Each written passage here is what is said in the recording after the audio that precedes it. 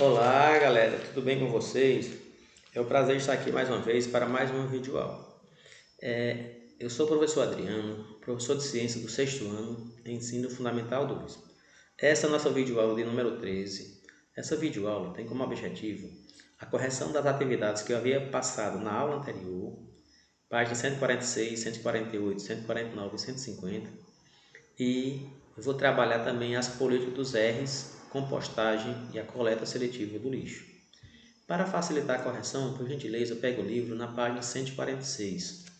Aqui tem um texto escrito por Monteiro Lobato, criador da história O Sítio do Pica-Pau Amarelo.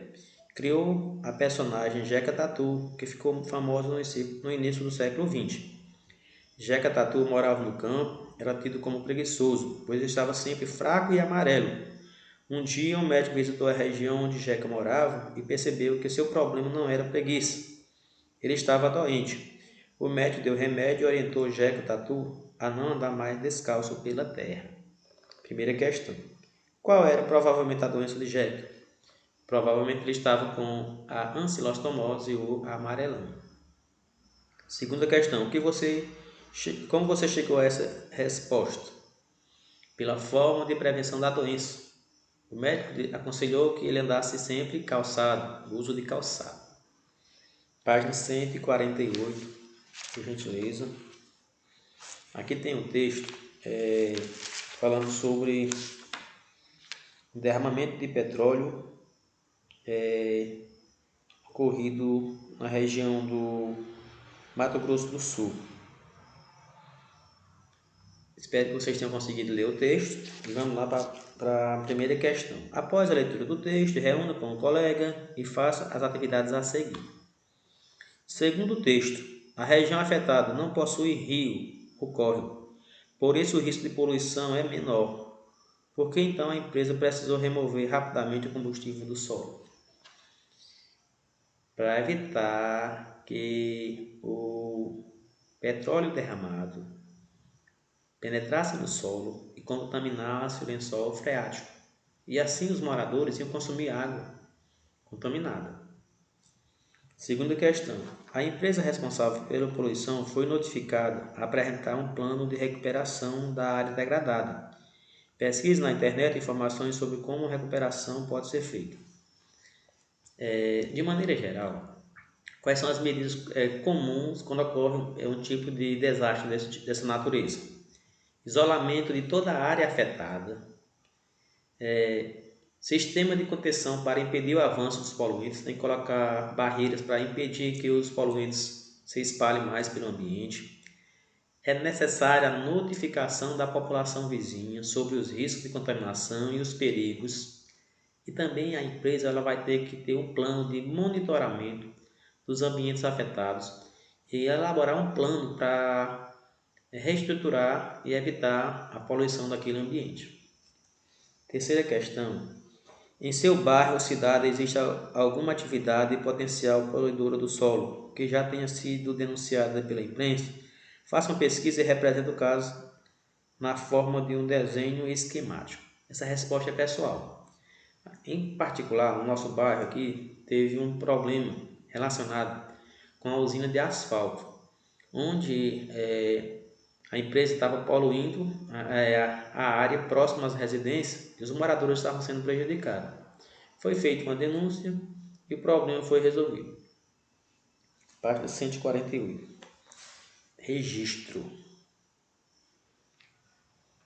Construa em uma folha de papel um jogo de diagrama com as 9 categorias de lixo produzidas pelo ser humano. Capriche nas dicas e troque com os colegas, respondendo ao jogo que foi feito por ele. Tipos de lixo produzido pelos seres humanos. De acordo com a categoria, eles podem ser classificados em domiciliar, aqueles produzidos na residência, o comercial, produzido em todo estabelecimento comercial, lixo público, produzido em vias públicas, e os lixos produzidos em portos, aeroportos, terminais rodoviários e ferroviários. Os que são produzidos em serviços de saúde e hospitais, pode ser clínicas, hospitais, farmácias. O lixo produzido nas indústrias, o lixo produzido na agricultura, o lixo agrícola, o lixo produzido na construção, que é chamado de entulhos, e o lixo radioativo produzido em laboratórios e empresa de produção de energia nuclear, que é energia radioativa. Esse lixo eles são tóxicos, muito perigosos. Vamos à segunda questão. A segunda questão diz assim: em 1987, na cidade de Goiânia, Goiás, 4 pessoas morreram e mais de 200 ficaram contaminadas com um material radioativo chamado Césio-137. Uma cápsula contendo Césio-137 foi encontrada pela pessoa em um ferro velho, que a obteve em um hospital abandonado. Cápsulas desse material são usadas em aparelho de raio-x. Pesquise com seu colega mais informações a respeito desse acidente com Césio-137. Para escrever um texto em forma de reportagem sobre o caso. Não se esqueça de incluir na reportagem os perigos para a saúde pública e para o ambiente. Pois bem, espero que vocês tenham conseguido fazer essa atividade. Eu coloquei uma informação que foi reproduzida no Fantástico 30 anos depois do acidente. O acidente mais grave ocorrido no Brasil completa 30 anos. E o Fantástico volta ao cenário da tragédia do Césio-137 em Goiânia. Hoje no local há um terreno concretado, mas na época funcionava um ferro velho, onde 2 funcionários romperam um equipamento de radioterapia.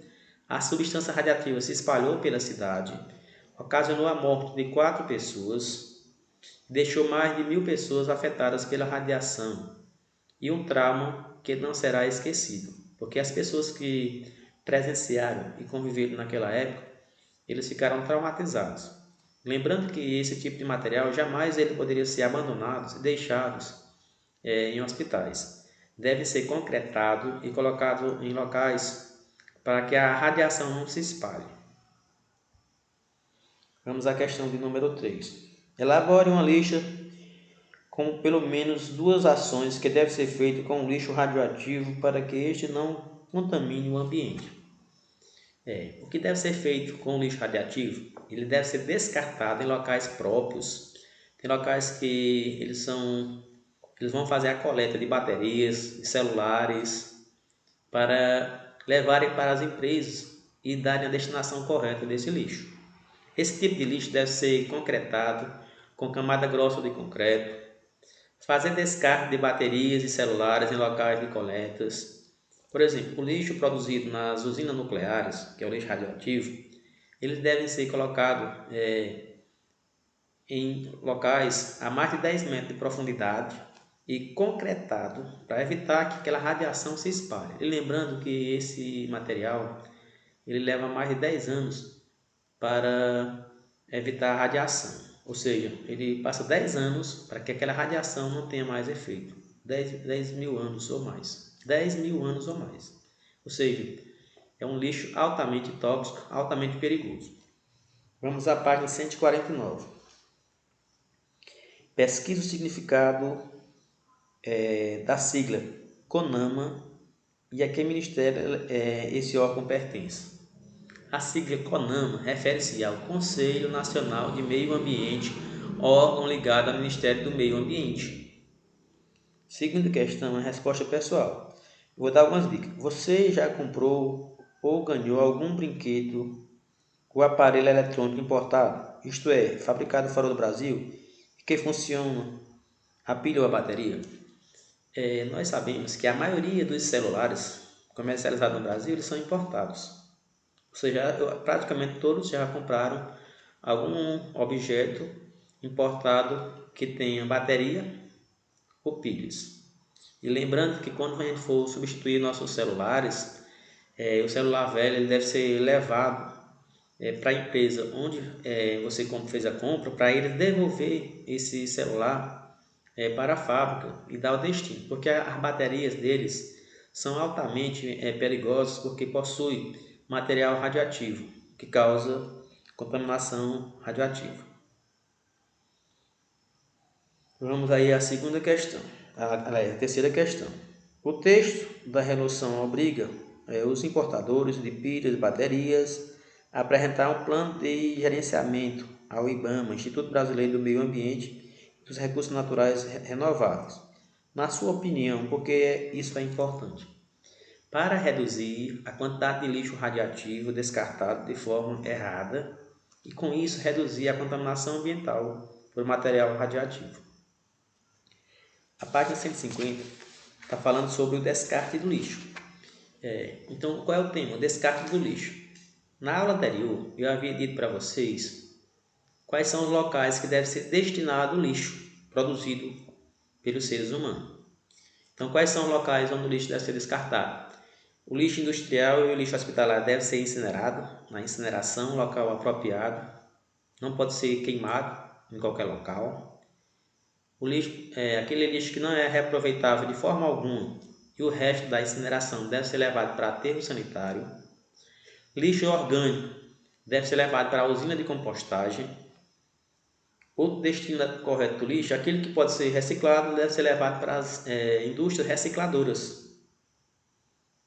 Onde não tem aterro sanitário, pode ter aterro controlado. O lixo pode ser levado para aterros controlados. Em última situação, os lixos vão ser levados para lixões. Só que os locais não são apropriados para o descarte do lixo. Por quê? Porque esse lixão vai produzir o chorume, um líquido altamente tóxico que pode se infiltrar no solo, contaminando o solo ou a água, né, dos lençóis freáticos, de rios próximos, de córregos. E outra coisa, os lixões atraem insetos como ratos, baratas, moscas, que vão atrair esses insetos por um mau cheiro e eles podem contaminar a população local, causando sérias doenças. Vamos dar continuidade ao conteúdo. O tema, a política dos R's. Dando continuidade lá ao conteúdo, descarte do lixo. Existia a política dos 3 R's. Qual era a política dos 3 R's? Reduzir, reciclar e reutilizar. Hoje, os ambientalistas e pessoas ligadas ao meio ambiente falam-se em 7 atitudes importantes e conscientes para o descarte do lixo. Essas atitudes estão em debate para que possam ser colocadas em prática. Quais são essas atitudes? Mudanças simples de hábitos no seu dia a dia. Você pode mudar seus hábitos no dia a dia, que isso vai melhorar o meio ambiente, evita a poluição, evita desperdício e a contaminação. E também economiza matéria-prima. E também tem pessoas que conseguem ganhar dinheiro com a reciclagem. Então, quais são essas atitudes simples que podem ser feitas por cada um cidadão? Reduzir o consumo de água. Nós podemos reduzir em nossas residências o consumo de água, evitar desperdício, evitar vazamento, evitar deixar a torneira aberta desnecessariamente. Tem várias atitudes que a gente pode fazer no nosso dia a dia, como por exemplo reduzir o consumo de água. Segundo item repense. O que é repensar? Você deve ter atitude, digamos assim, para você ir ao trabalho, você pode, se morar próximo ao trabalho, pode ir a pé, pode ir de bicicleta e pode usar o transporte coletivo, que é para evitar a poluição e aglomeração de veículos. Que pena que na cidade de Picos é quase que impossível usar o transporte coletivo porque ele é ineficiente ou inexistente para muitos bairros da nossa cidade. Terceiro item é responsabilize-se, ou seja, cada um de nós temos que ter responsabilidade sobre os tipos de produtos que são consumidos em nossa casa, saber a origem dele, a proveniência, a procedência e dar preferência a produtos produzidos de forma legal e evitar produtos ilegais, como por exemplo, os móveis produzidos com madeiras ilegais, produtos que não são liberados pela Anvisa, pelo Inmetro, ou seja, tem muitas coisas que a gente consome e às vezes eles são proibidos, que são vendidos em empresas que trazem produtos importados sem nenhum tipo de cuidado. E as pessoas consomem esses produtos e não sabem quais são os perigos que estão correndo com esse tipo de produto. Quarta atitude seria respeite. O que é respeitar? Existem os selos dos produtos saudáveis e seguros, como eu falei, tem o selo do Inmetro, tem que ter o registro na Anvisa, tem que ter o laboratório de algum tipo de medicamento, o produto tem que ter as informações do fabricante, data de validade, o responsável técnico, a gente tem que observar tudo isso. Isso aí seria fundamental, uma atitude que cada um pode fazer individualmente. Recuse. O que é recusar? Recusar usar produtos descartáveis, como sacolas plásticas e outros produtos descartáveis, como copo descartável, talheres, garrafas, entre outros. No caso das sacolas plásticas, se for inevitável, você pode fazer a reutilização delas. E se for ao supermercado, você pode levar as sacolas retornáveis. É possível fazer isso. Ou então dá preferência às sacolas biodegradáveis, que já existem também no mercado. Sexto item é reaproveite. Na hora de construir, de reformar, você pode aproveitar muitas coisas e evitar a produção de lixo. E também, quando você for substituir um aparelho eletrônico, você só substitua se realmente ele não tiver mais funcionalidade, porque isso evita a produção de lixo e o meio ambiente agradece. E recicle. Existem empresas que vão reciclar os produtos descartáveis e, se não for possível evitar, você pega esses materiais que você usa, que são reciclados, e pode separar eles para que eles possam ser reciclados. Vamos falar um pouco sobre as políticas dos 3 R's. Quais são os 3 R's? Reduzir, reutilizar e reciclar. Reduzir. Primeiro passo é evitar o desperdício. Por exemplo, o Brasil ele é campeão em desperdício de alimentos. Muitos alimentos são perdidos em feiras livres, em supermercados e não são aproveitados. Que atitude simples seria possível fazer esse desperdício? Nas nossas próprias casas, também devemos evitar o desperdício de alimentos, lembrando que tem pessoas que sequer têm o que comer.